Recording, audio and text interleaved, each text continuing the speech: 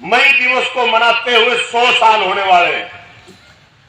1923 में पहली बार हिंदुस्तान में मई दिवस मनाया गया था, तमिलनाडु के अंदर कॉमरेड सिंगारवेलु के नेतृत्व में झंडा फहराया गया था। उसकी भी शताब्दी साल अभी शुरू हो जाएगी, 100 साल होने वाले हैं। लेकिन 1886 के बाद से लेकर आज तक जो लड़ाई उस टाइम शुरू हुई थी, लोगों ने अपनी जिंदगियां कुर्बान की थी। जो लाल झंडा आज अपन उठा के चलते हैं वो 86 से पहले लाल नहीं था। जो मजदूर का सबसे प्यारा झंडा है वो असलियत में उसी के खून में रंग के लाल हुआ है। उस टाइम पर जो लड़ाई लड़ी जा रही थी, काम के घंटे तय किए जाए, वेतन तय हो, नौकरी की गारंटी, पक्की नौकरी की गारंटी हो, संघर्षों के बल पर ये लागू तो करवा लिया कि 8 घंटे से ज्यादा कोई किसी से काम नहीं ले पाएगा। लेकिन आज 100 साल से ज्यादा उस आंदोलन को हो चुके, लेकिन जब अपने यहां देखते हैं तो हालात बदली नहीं है। देश में जो सरकारें सत्ता में रही, देश की आजादी के बाद के कुछ समय को अगर छोड़ दे तो नीतियों में बदल नहीं आया है। पिछले 7.5 साल में खास करके लोगों ने लड़के काम के घंटे तय करवाए थे। इस सरकार ने नए कानून ये लोग लेके आ गए, लेबर कोड के तहत 4 लेबर कोड बना दिए, जिसके तहत 8 घंटे के कानूनी अधिकार को, काम करने का कानूनी अधिकार कि 8 घंटे से ज्यादा कोई किसी से काम करवा नहीं सकता, उसको खत्म करने का प्रस्ताव देश की संसद में ये लोग पास कर चुके हैं। मालिक चाहे 12 घंटे ड्यूटी ले, 14 घंटे ले, 16 घंटे ले, राज्यों की सरकारों को छोड़ दिया, वो तय करें। न्यूनतम वेतन की कोई गारंटी नहीं। देश का स्तर पर मांग उठ रही है कि 24,000 रुपए न्यूनतम वेतन होना चाहिए, लेकिन देश की सरकार कह रही है कि 178 रुपए से शुरू करो, फ्लोर रेट तय कर दिया।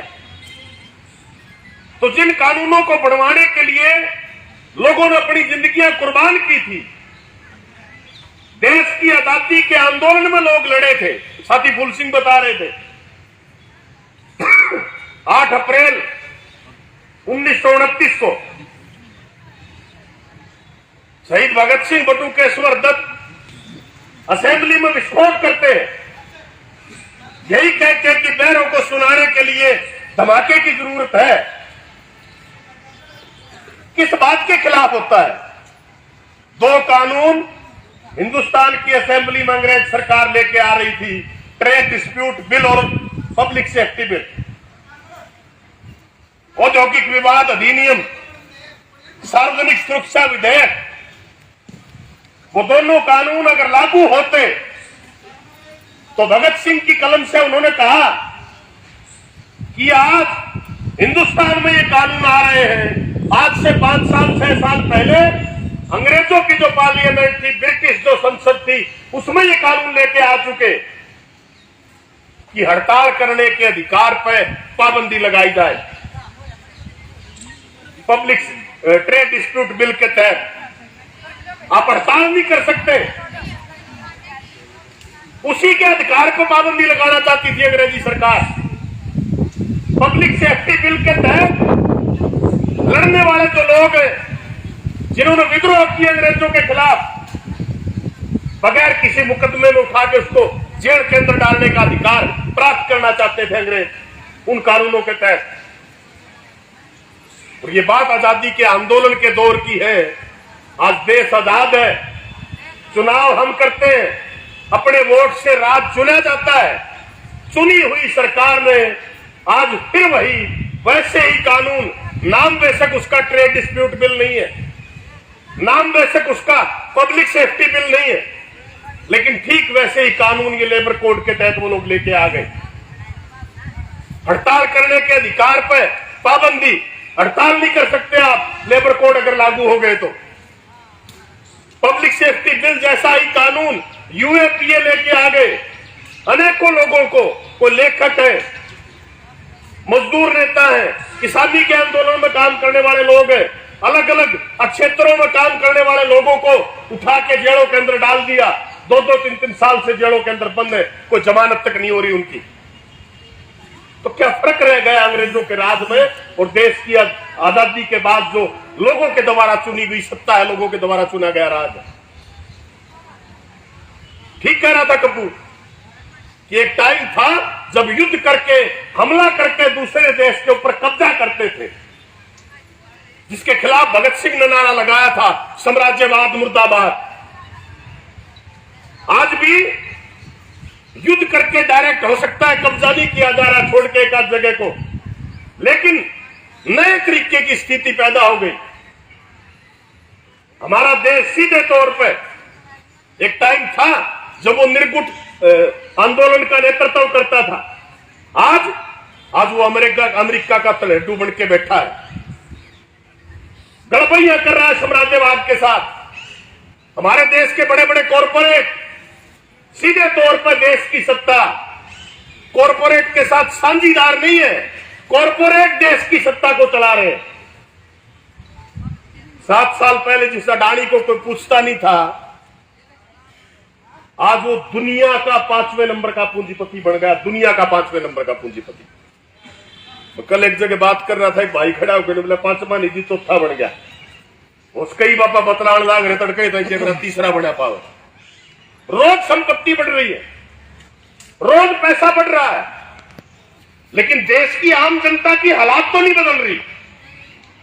वो इसलिए बढ़ रहा है क्योंकि देश की आम जनता की गाड़ी कमाई का पैसा उनसे निचोड़ के चंद हाथों में दिया जा रहा है और सरकार उसकी साझीदार है इस सारे फैसले को करने में। ये लेबर कोड लाने का मकसद भी यही है कि कैसे मजदूर की लूट बढ़े, कम से कम तनख्वाह पर ज्यादा से ज्यादा काम कैसे लिया जाए। यही तो कारण है लेबर कोड लाने के पीछे। जो कानून चाहे न्यूनतम वेतन का, चाहे काम के घंटे का, चाहे पक्की नौकरी का, जो लोगों ने लड़के हासिल किए थे आजादी के आंदोलन के दौर में भी, उसके बाद भी 29 कानूनों को बदल के ये लेबर कोड लेके आए। निर्माण मजदूरों का कानून भी उसी में शामिल है, प्रवासी मजदूरों का कानून शामिल है। हम कह रहे हैं स्कीम वर्कर की साथी लड़ती है, आंगनबाड़ी, आशा वर्कर, मिड डे मील की नौकरी पक्की हो क्योंकि काम पक्का है। लेकिन देश की सरकार नया कानून ले आई, फिक्स टर्म एम्प्लॉयमेंट, ठेका प्रथा भी नहीं। फिक्स टर्म का मतलब तय अवधि के तहत आपको 2 घंटे का काम देंगे, 3 घंटे का काम देंगे, आपको हो सकता है साल भर में 20 दिन का काम मिलेगा, कोई गारंटी नहीं कितने दिन का मिलेगा। चौकीदार कह रहे हमें पक्के करो, सफाई कर्मचारी कह रहे हमें पक्के करो, अगले राय नया काट दिया कि कोई पक्के कच्चे का चक्कर नहीं, दिन में 2 घंटे काम करो, 50 रुपये लो, अपने घर जाओ। किसके लिए कर रहे हो? देश के जो बड़े धनाढ़ लोग हैं, जिन्होंने राज बनवाया है, जिन्होंने राज को बनाने के लिए पैसा खर्च किया है, ऐसे ही थोड़ी अहमदाबाद से जहाज लेके अडानी का उठता था रोजाना चुनाव के टाइम पे। अब सूत बैठ रहा है तो अपने पैसे पूरे कर रहा है। हरियाणा में भी बिजली का संकट है, अडानी के साथ समझौता है बिजली का। ईब अगला न्यूका समझौता तो फालतू पीछे देने पड़ेंगे, कोयले के रेट बढ़ गए, पहले फालतू मिल रहे थे उसको, ईब और रुपये चाहिए और हरियाणा की सरकार देगी वह पीछे। उनके मुंह कैसे भरे जा सके, उनकी जेबें कैसी भरी जा सके, उनके खजाने कैसे भरे जा सके, इस पर काम देश की और प्रदेश की सरकार कर रही है। ऐसी हालात में मजदूर आंदोलन के सामने, देश की मेहनत कश जमात के सामने ये काम बढ़ता है। जहां एक तरफ लड़ाई है अपने काम को बचा के रखने की, जहां एक तरफ लड़ाई है अपने वेतन की, आर्थिक मसलों की, अपनी दिहाड़ी की लड़ाई है, लाभ मिलते हैं अलग अलग कल्याण बोर्डों से, उनको बचाने की लड़ाई है, वहीं दूसरी तरफ लड़ाई ये भी है कि ये सारा कुछ हो क्यों रहा है, क्योंकि खोट देश की सरकार की नीति के अंदर है। जब तक नीति नहीं बदलेगी, जब तक लोगों की जिंदगी में बदलाव आ नहीं सकता। तो लड़ाई हमारी नीतियों को बदलवाने की लड़ाई के अंदर भूमिका अदा करें, ये मई दिवस का पूरे देश के अंदर आज के दिन पैगाम है। और जब कोशिश करते हैं लोग, तो सत्ता में बैठे हुए लोग वो उनके बीच में जात के नाम पर, धर्म के नाम पर जहर फैलाते हैं। यहां सब मजदूर इकट्ठा बैठे हैं, लेकिन जाति का नाम आ जाए तो इस पार्क के कॉर्नर कोने खत्म हो जाएंगे। इतनी जगह पे आप जा सकते हैं, बट जाएंगे अलग अलग जगह।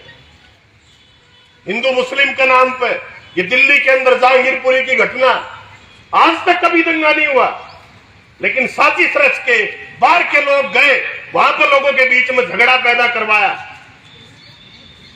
बुलडोजर लेके एमसीडी भी पूछ गई कि अवैध कब्जे हैं, मुस्लिम्स को निशाना बनाया गया। वो तो अच्छी बात है, वहां इलाका के लोगों ने प्रयास करके किसी तरीके से भाईचारा बना रहे, शांति कायम की, लड़े लोग इलाका के भी उसके खिलाफ कि बाहर के लोग आके बदमाशी करते हैं।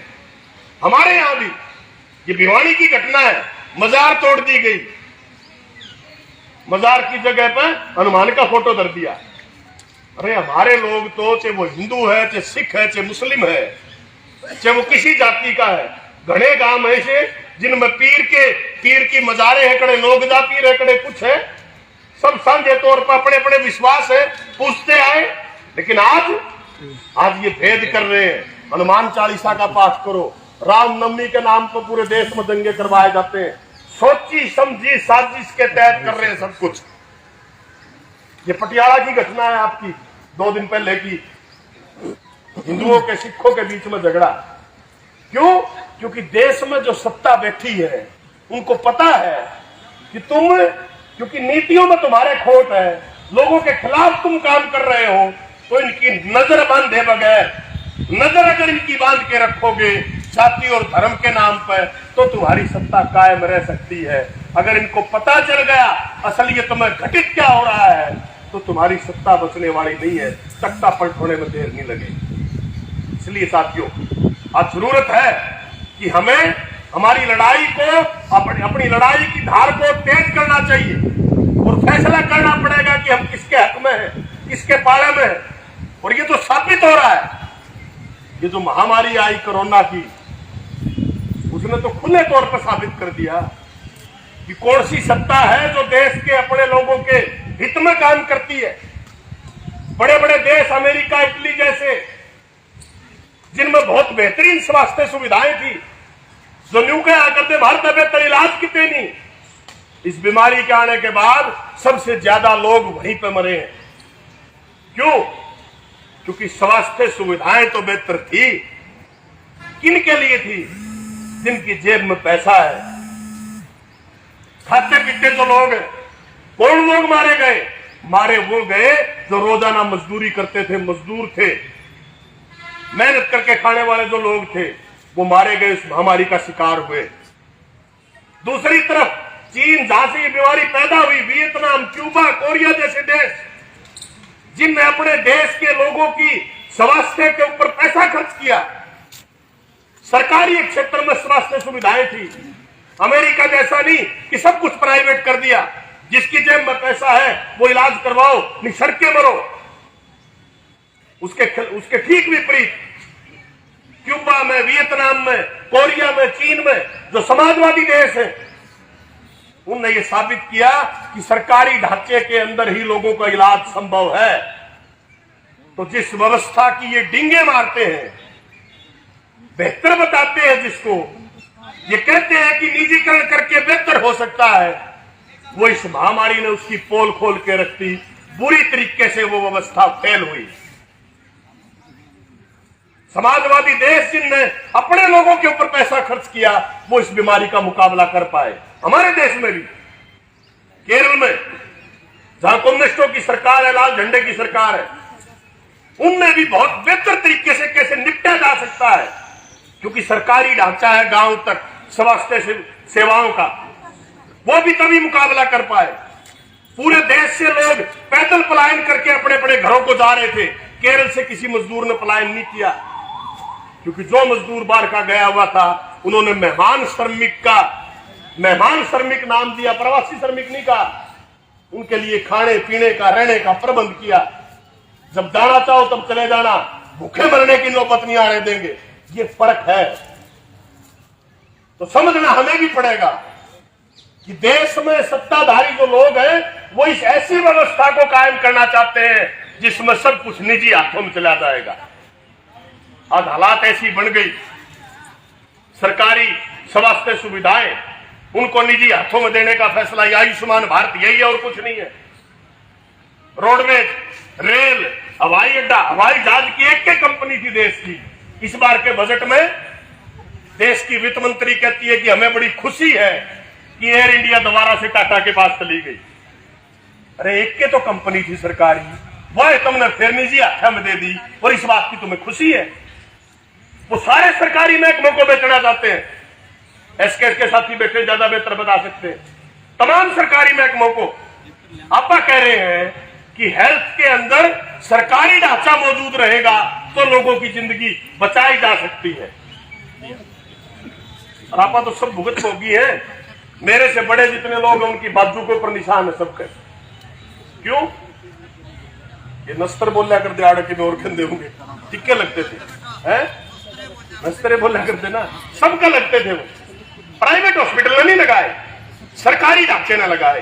कोरोना की वैक्सीनेशन प्राइवेट हॉस्पिटल ने नहीं की, सरकारी ढांचे ने की। अगर ये प्राइवेट के हाथ में होता, पोलियो की दवाई पिलानी अगर प्राइवेट के हाथ में होती तो नहीं पिलाई जानी थी, नहीं लगने थे लोगों को इंजेक्शन, नहीं होना था वैक्सीनेशन। क्यों? क्योंकि प्राइवेट की इच्छा तो यह होती कि ज्यादा से ज्यादा लोग बीमार पड़े रहे, तेरे हॉस्पिटल में एडमिट हो और तेरी आमदन बढ़ती रहे।